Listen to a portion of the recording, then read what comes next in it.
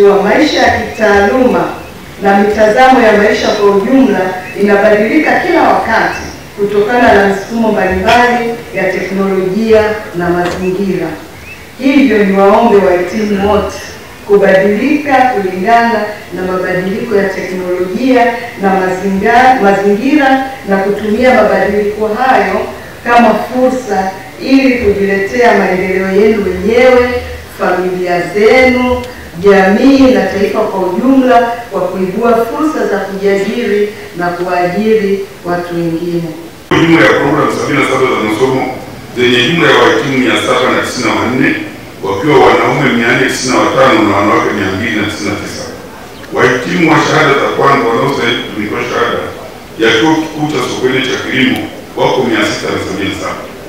Shahada za umahiri wako 80 wakiwa wanaume 53 na wanawake 27. Na wahitimu wa shahada ya uzamili wako 25, yaani wanaume 17 na wanawake 8. Vile vile kuna wahitimu stashahada wako 8 na wahitimu wa astashahada wako 4.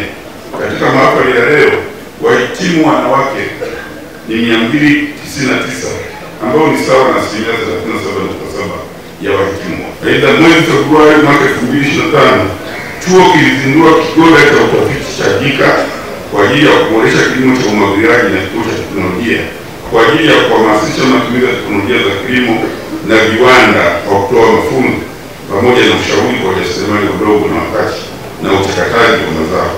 Kitu kikubwa ambacho itasaidia kwa vijana ni kwamba itawezesha vijana wenyewe kujiajiri baada ya chuo. Kwa mfano, kozi za kilimo zitawezesha vijana kwenda kufanya kilimo moja kwa moja endapo wakitoka chuoni.